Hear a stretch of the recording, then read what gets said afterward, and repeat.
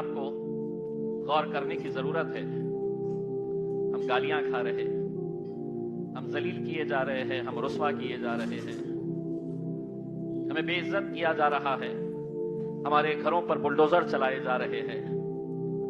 कैसी कैसी बातें हम हर रोज हमारे खिलाफ व्हाट्सएप, फेसबुक, इंस्टाग्राम के ऊपर हम देख रहे हैं। और हम क्या कर रहे हैं, तो उसी व्हाट्सएप पर, उसी फेसबुक पर, उसी इंस्टाग्राम के ऊपर हम अपनी नाराजगी का इजहार कर रहे हैं और बस बात वहीं खत्म हो जा रही है। इस जमहूरियत के अंदर आपको यह इख्तियार दिया गया है कि आप किसे सत्ता में बिठाना चाहिए, किसे हटाना चाहिए। यह आपके वोट की ताकत है। इतना सब कुछ होने के बावजूद भी हम कुछ नहीं कर पा रहे हैं, तो हम एक नहीं हो पा रहे हैं और यह हमारी सबसे बड़ी कमजोरी है। आज आप देख रहे हैं कि मेरे कायद बैरिस्टर असदुद्दीन अवैसी साहब बिहार की सड़कों पर सुबह से लेकर रात तक, रात से लेकर सुबह तक वो एक दीवाने की तरह, एक जुनून लेकर बिहार में आपकी अपनी क़यादत खड़े करने के लिए कोशिश कर रहे हैं। कितनी सारी सीटें हैं, मजलिस कितनी सीटें मांग रही है। पिछले इलेक्शन में हमने 5 सीटें जीते। इस बार हमने जो गठबंधन है वहां पर उनसे महज हमने 6 सीटें मांगे, जो 5 हमने जीते थे और उसके ऊपर 1 सीट। लेकिन कोई हमें लेने के लिए तैयार नहीं है। इसलिए नहीं लेने के लिए तैयार है क्योंकि वो जानते हैं कि ये जो कौम है ये बिखरी पड़ी है। इन्हें हम बड़ी आसानी के साथ हम बांट सकते हैं, सियासत के अंदर इन्हें खरीद सकते हैं, इनका सौदा कर सकते हैं। इन्हें ना कौन सी बड़ी बात है। अगर हमें 6 सीटें भी नहीं मिल रही है तो आप समझ लीजिएगा ये सभी लोग जानते हैं कि इनका वोट हमारी जागीर है। कहां जाएगा? कभी हम इन्हें भाजपा से डराएंगे, कभी शिवसेना से डराएंगे, कभी योगी से डराएंगे, कभी किसी और से डराएंगे और अपना उल्लू सीधा कर लेंगे। क्या फर्क है? अभी अभी किसी ने बताया, आप चुनकर किसी एक आमदार को देते हैं, वो आमदार चुनकर आने के बाद किसी और के गोदी में जाकर बैठ जाता है। लाखों लोगों का धोखा किया जाता है। एकनाथ शिंदे की पार्टी को देखिए आप, किस बुनियाद के ऊपर खड़ी रही है वो पार्टी। इतने सारे एमएलए उनके पास कहां से आए? क्या उनका कोई बहुत बड़ा प्रोग्राम था कि साहब मैं महाराष्ट्र को एक उज्जवल भविष्य दिखाने वाला हूं, तब जाकर लोग उनके साथ जुड़े? ऐसा नहीं है। लाइन में खड़े हुए एमएलए, बता तेरा दाम कितना है, बता तेरा रेट कितना है। 25 करोड़, 30 करोड़, 40 करोड़, 50 करोड़ रुपए जैसा भेड़ बकरियों को खरीदा जाता है, वैसे आज एमएलए को खरीदा जा रहा है। कोई बोलने की हिम्मत रखता है? नहीं रखता है। लेकिन अल्हम्दुलिल्लाह मजलिस इत्तेहादुल मुस्लिमीन हम बोलेंगे और यकीनन हम डट कर बोलेंगे उसमें। दिवाली का त्योहार आ रहा है। मैं तमाम मेरे हिंदू भाइयों को दिवाली की मुबारकबाद देता हूं और उनसे यह कहना चाहता हूं कि अगर ये मुल्क को मजबूत करना है, इस मुल्क की एकजहती को अगर मजबूत रखना है, तो उन लोगों की बातों में मत आओ कि यहीं से खरीदना, हमारे ही दुकानदारों से खरीदना। यह मुल्क की खूबसूरती है हमारी। हमने इतने सालों तक सभी जाति, धर्म और मजहब के लोग एक साथ मिलकर रहे हैं, तब जाकर यह भारत देश बना है। लेकिन आज अगर सबसे ज्यादा इस मुल्क को तोड़ने का अगर कोई काम कर रहे हैं, नरेंद्र मोदी, देवेंद्र फडणवीस और भारतीय जनता पार्टी आरएसएस के साथ मिलकर इस मुल्क को तोड़ने का काम कर रहे हैं। हम कहीं नहीं जाने वाले। बार बार तुम्हारे लिए पाकिस्तान बनाया गया है, तुम वहां चले जाओ, तुम यहां क्यों है? हम उनको यही कहते हैं। जब मेरे बुजुर्गों से पूछा गया था कि तुम्हारे लिए हम सिर्फ एक मुसलमानों का मुल्क बना रहे हैं पाकिस्तान, वहां चले जाओ, तो हमारे बुजुर्गों ने कहा था कि नहीं, मैं इस मिट्टी के अंदर पैदा हुआ हूं और इंशाअल्लाह इसी मिट्टी के अंदर हम दफन होंगे। लेकिन आज आप सोचिए कैसे कैसे ताने हमें दिए जाते हैं, कैसे कैसे बातों का हमें सामना करना पड़ता है। कुछ दिन पहले आपने देखा होगा महाराष्ट्र के एक शहर में हम गए थे असद साहब के पास। चिल्लर चाल्लर इत्ते से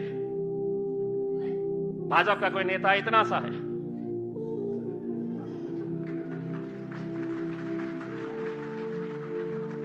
एक नया मार्केट में आया है जिसको मैंने चिकनी चमेली नाम दिया है। मतलब यह है कि आप बोलते रहो, जो बोलना है आप बोलते रहो। जिस दिन हम वहां पर गए तो वहां के एसपी साहब ने 3 पेज का हमको परमिशन देने का जो एक ऑर्डर दिया, 3 पेजेस थे उसमें। ये करना, इतना बोलना, ये नहीं बोलना, ऐसा करना। मैं बोला क्यों? सारे कानून हमारे ऊपर ही। बाकी लोग हर रोज स्टेज पे खड़े रहकर हमारे खिलाफ क्या क्या नहीं बयानबाजी कर रहे हैं। तो हमने भी वहां पर आपकी तरफ से एक पैगाम देकर आ गए। हम पुलिस का, हुकूमत का, सरकार का, प्रशासन का हम इज्जत एहतराम करते हैं। उन्होंने कहा कि ये नहीं बोलना, हमने कहा हम नहीं बोलेंगे। लेकिन बाद में उनको ये भी बोल दिए, अगर इसके बाद अगर किसी शहर के अंदर अगर इस कौम को अगर किसी ने गाली दिए, उसके अंदर अगर बात किए, जिस लहजे में बात करने से तुम हमें रोक रहे हैं, तो एक बात समझ लेना, उस शहर के अंदर जब दोबारा हमारा जलसा होगा तो हमारी जबान कितनी खूबसूरत है हम जरूर आपको दिखाएंगे। उसमें हमारी जबान कितनी लंबी है हम आपको यह जरूर दिखाएंगे। मरना सबको है, कोई आबे हयात पी कर आया है, कोई जिंदगी भर जीने वाला है नहीं। कमजोर अगर है, डरपोक अगर है, तो किसी और पार्टी में चले जाओ मेरे भाई। मजलिस के अंदर जगह नहीं है डरपोकों की। बोलने की हिम्मत रखो, ताकत रखो। मुझसे भी कहते हैं लोग आज के इस दौर के अंदर, कैसा आप जाकर कह देते हैं बिहार में जाकर उत्तर प्रदेश के मुख्यमंत्री को। मैंने एक सभा के अंदर बोल दिया था, अब मुझसे लोगों ने कहा कि साहब आपको मालूम नहीं है कि वो शख्स क्या कर रहा है। मैं कहा अगर उसके बाल हिप्पी कट होते तो मैं उसको हिप्पी बोला होता। टखले को टखला कहना यह कौन सा गुनाह हो गया है मेरे भाई? कहां का गुनाह हो गया है ये? बोले नहीं आप जरा एहतियात से। मैं बोला नहीं, डरता मैं भी हूं, डर मुझे भी लगता है, लेकिन तुम अगर यह समझ रहे हैं कि मैं किसी इंसान से डर जाऊंगा तो तुम मेरी फितरत को समझे नहीं है। मैं सर झुकाऊंगा तो सिर्फ मेरे रब के आगे झुकाऊंगा, मैं डरूंगा तो सिर्फ अपने अल्लाह से डरूंगा। ये जज्बा मेरे भाइयों पैदा करो, पैदा करो ये जज्बा, अपनी क़यादत खड़े करो। आने वाले वक्त के अंदर इलेक्शन आने वाले हैं, पार्टी किसका साथ देगी, पार्टी किसको टिकट देगी? एक अच्छी पार्टी क़यादत को अगर खड़े करना है तो फारूक शाब्दी साहब, आप सड़क चलते हुए आदमी के ऊपर हाथ रखना और कहना कि साहब आप इसको टिकट दे दो, और पूरी आवाम ने कहना कि लब्बैक कहते हैं हम आपके फैसले के ऊपर। बाकी सारे नेता जो आप चुनकर देते हैं, कोई जुआरी है, कोई 2 नंबर का धंधा कर रहा है, कोई जमीनें हड़प रहा है, कोई बेईमानी के अंदर सबसे आगे है। लेकिन हमारी जब क़यादत चुनने का मौका आता है तो उम्मीद करते हैं कि कोई आसमान से सफेद रंग का पोशाक पहने हुए एक फरिश्ता उतर कर आएगा। कहां से आएगा? हम भी इंसान है, गलतियां हमसे भी होती है। इसमें हम कोई दावा नहीं कर रहे हैं कि हम कोई बहुत बड़े फरिश्ते हैं। हम इंसान अगर है तो गलतियां हमसे भी होती है। लेकिन जब टिकट दिया जाता है तो फौरन पूरी कौम खड़े हो जाती है, इसको कहीं को दिए, इन्हें ऐसा है, इसको नहीं देना था। कभी आप अपनी क़यादत नहीं खड़े कर पाएंगे जब तक आप अपने क़यादत के फैसले। तो दोस्तों आप लोगों ने MIM के इम्तियाज़ जलील साहब का ये पूरा वीडियो क्लिप देखा है और सारी बातें आप लोगों ने सुनी है। दोस्तों ये वीडियो इस वक्त सोशल मीडिया पर काफ़ी वायरल हो रहा है, जिसमें इम्तियाज़ जलील साहब ने मौलाना अब्दुल सलीम चतुर्वेदी को करारा रिप्लाई दिया है, करारा जवाब दिया है। दोस्तों आप लोगों ने इम्तियाज़ जलील साहब की ये पूरी वीडियो क्लिप देखी और सारी बातें आप लोगों ने सुनी है। उम्मीद करते हैं कि आप लोगों को इम्तियाज़ जलील साहब की ये पूरी बातें समझ में आ चुकी होंगी।